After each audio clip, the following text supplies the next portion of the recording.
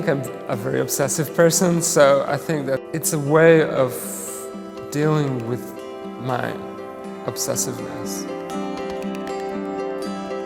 It's a very conscious thing to do something that's very repetitious and labor-intensive.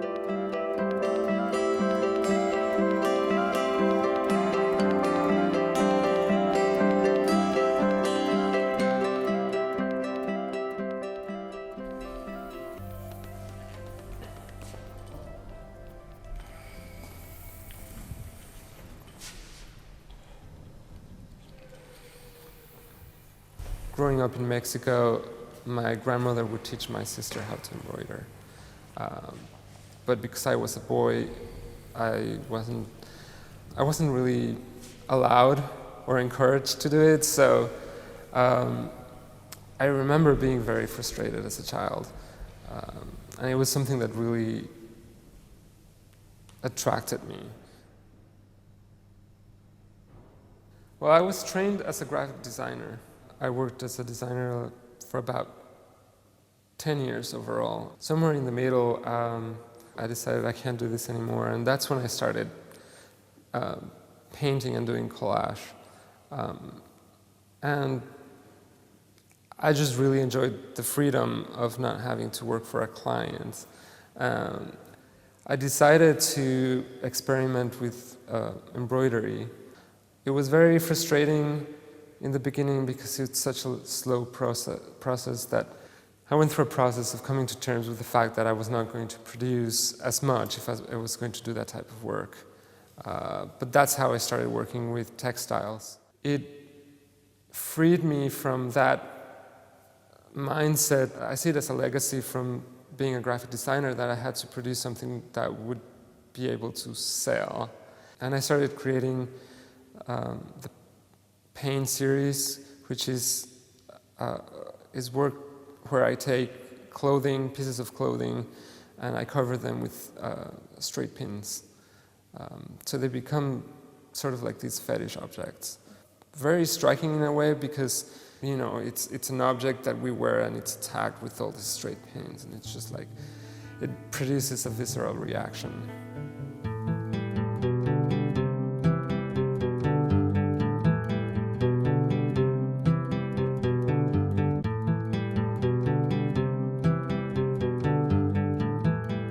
One of the reasons I like using thread, I really like seeing it as this subversive act of taking a material that a man is not supposed to be using and using it to create something that's this large scale.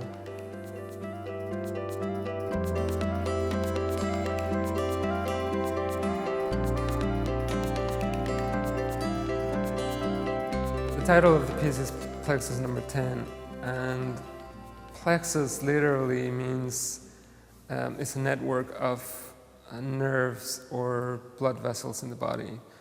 And because this work is sort of a network of thread, it shows sort of this connectivity and relationship between points that I thought it was a really appropriate name. This whole series of work evolved from a show I was invited to be a part of that was exploring the overlap between fashion and architecture. So it sort of since the beginning it became sort of about the physicality of the space. For that show, my main idea was to be able to create an architectural structure using the core material of fashion, which is thread. And so it sort of evolved from there.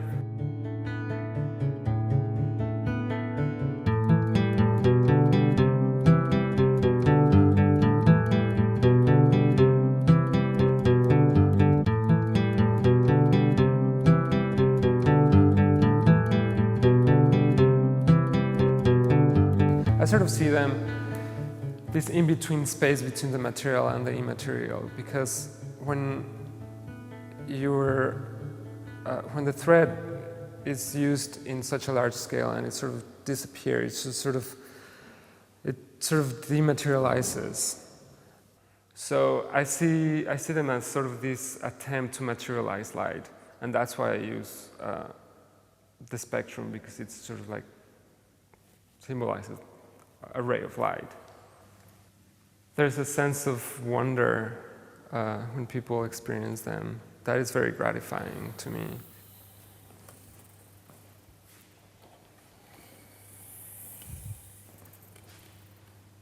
When I have to do one new installation, I have this dialogue with the space, and I sort of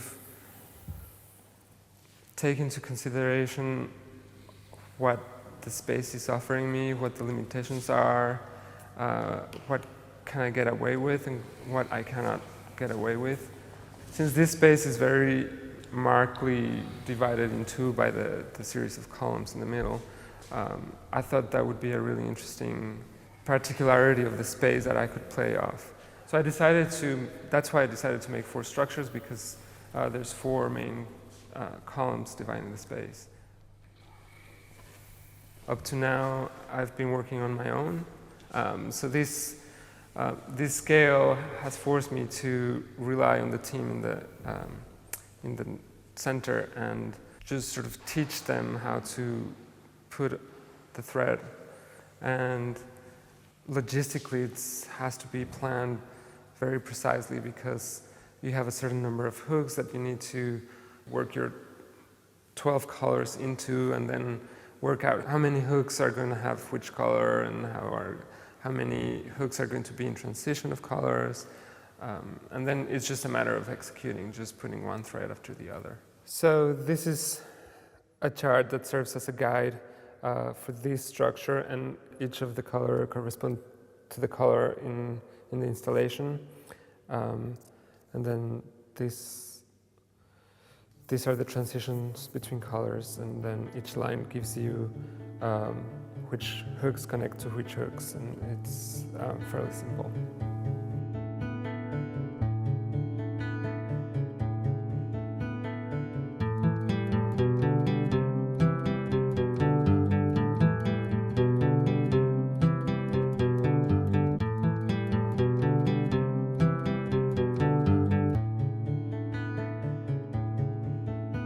So because every strand of thread is completely independent of any other strand of thread, it gives all these illusions of curves and patterns and moire patterns that it's kind of troubling for the eye.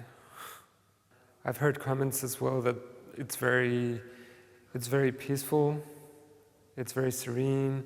You have these sort of opposite reactions of people really being amazed by it, and then you have this sort of very physical reaction to it that you kind of lose your bearings.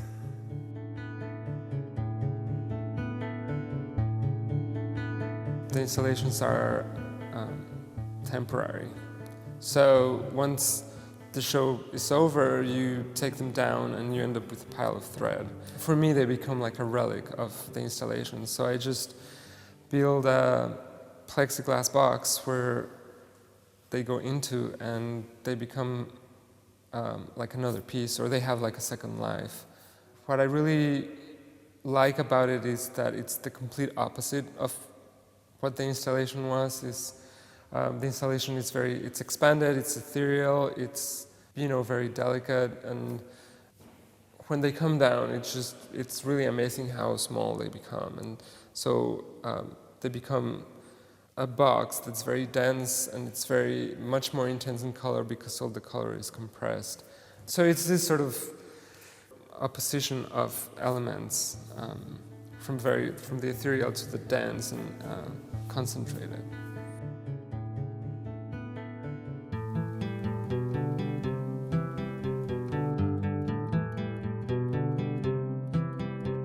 Well, I think I want people to negotiate the space with the structure. How much can they approach? How how can they get around it, which is sort of a reflection of what we have to do with social constructs. We have to navigate through them, even though we do it very unconsciously. That's what we do. I want them to be conscious of that negotiation that is part of our daily lives.